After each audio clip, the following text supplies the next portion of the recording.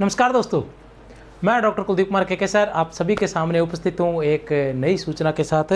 तो आज की जो सूचना है वो व्याख्याता की तैयारी करने वालों के लिए विशेष रूप से बहुत ही महत्वपूर्ण है, क्योंकि अभी जो पहले वाली व्यवस्थाएं थी वो अब नहीं रही। अब धीरे धीरे दिनों दिन जो व्यवस्थाएं हैं वो परिवर्तित हो रही है और ये सूचना जो है ये आप तक पहुँच गई होगी वैसे भी मुझे लग रहा है, लेकिन बहुत से ऐसे विद्यार्थी होते हैं जिन तक ऐसी सूचनाएं नहीं पहुंचती है और बाद में उन्हें बहुत सी समस्याओं का सामना करना पड़ता है। और सूचना की अगर मैं बात करता हूं तो जैसे एक बहुत ही साधारण सी सूचना है, वो सूचना ये है कि हम जब परीक्षा देने जाते हैं तो स्पष्ट शब्दों में लिखा होता है, फॉर्म भरते हैं तब भी लिखा होता है, जिस शिक्षक के पास आप पढ़ रहे होते हैं वह भी आपको बार बार बताते हैं, यूट्यूब पर भी बार बार हर वीडियो के अंदर लगभग मतलब मेरे कहने से तात्पर्य कि बहुत सी वीडियो में स्पेशल सूचना के रूप में तो उसके बारे में बताते ही हैं, वैसे भी प्रत्येक वीडियो में जैसे ऑब्जेक्टिव टाइप होता है उसमें बताते हैं कि आजकल आरपीएससी में एक 5वां ऑप्शन आने लग गया है। तो अगर आपको उत्तर नहीं आता है तो वह 5वां ऑप्शन जरूर भर कर आना है, और अगर 10% से ज़्यादा आपने खाली छोड़ दिए तो आपका जो पेपर है वो आप मतलब डिसक्वालीफाई आपको कर दिया जाएगा, ठीक है ना। आपकी किसी प्रकार की काउंटिंग नहीं होगी नंबरों की, आप फेल हो चाहे पास हो।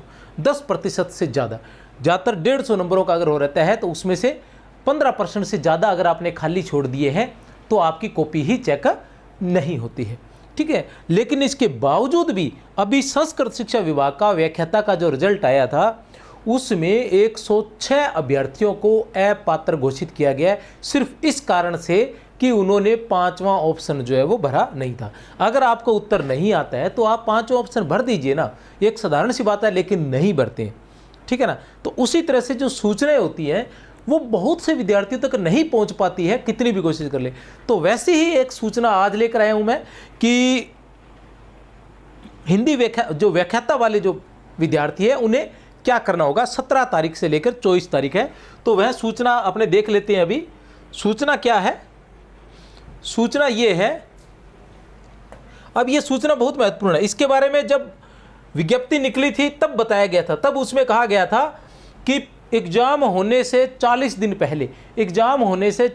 पहले जो है विद्यार्थी त्रुटि सुधार कर सकता है। आपके फॉर्म में किसी प्रकार की त्रुटि रही है तो आप 500 रुपये देकर उसमें सुधार कर सकते हैं। तो वो कौन कौन से सुधार है जो आप कर सकते हैं वो हम देख लेते हैं।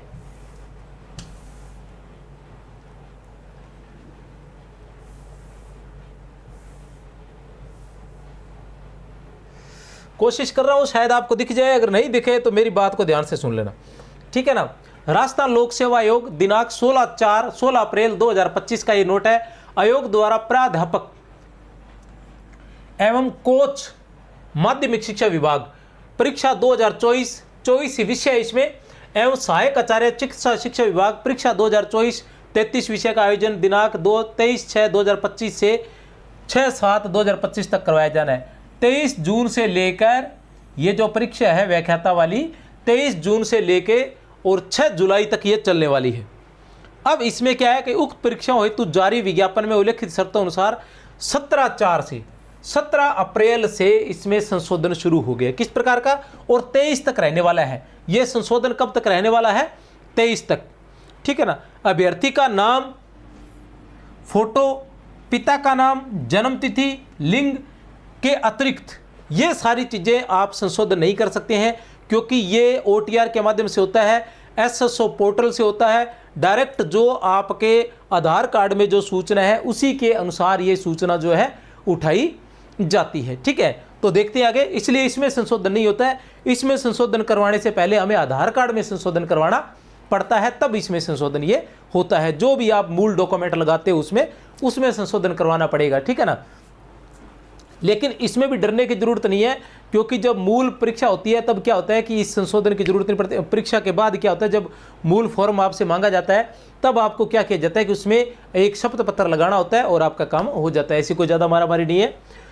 संशोधन करने का अवसर दिया जा रहा है। संशोधन चाहने वाले विद्यार्थी ई मित्र ऑनलाइन बैंकिंग के माध्यम से 500 रुपये का, कितना, 500 रुपये का, ठीक है ना, शुल्क जमा कराते हुए आयोग के ऑनलाइन पोर्टल, ठीक है ना, rpsc.rajasthan.gov.in पर उपलब्ध अप्लाई ओनली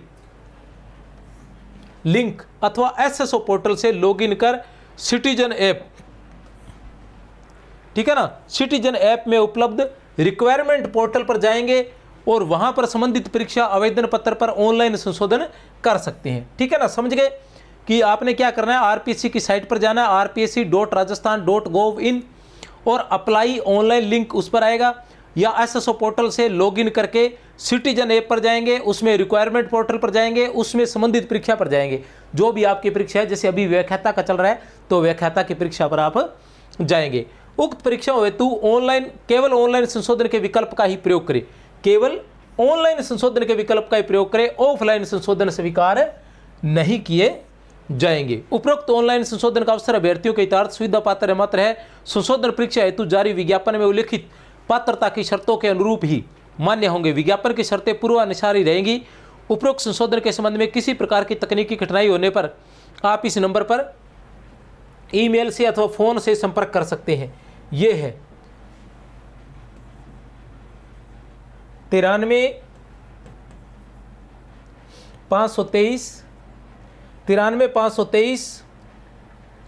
23 625 इस नंबर पर, या आप कर सकते हैं 73 405 73 405 57 555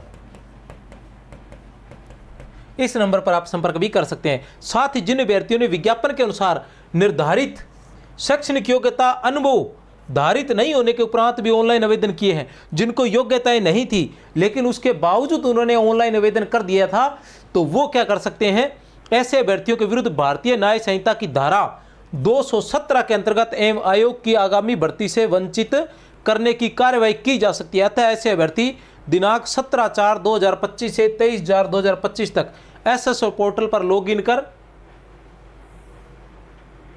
रिक्वायरमेंट पोर्टल का चयन कर मई रिक्वायरमेंट सेक्शन के अंतर्गत संबंधित परीक्षा के समक्ष उपलब्ध विदड्रॉ बटन पर क्लिक कर अपना ऑनलाइन आवेदन पत्र प्रत्याहित विदड्रॉ कर सकते हैं।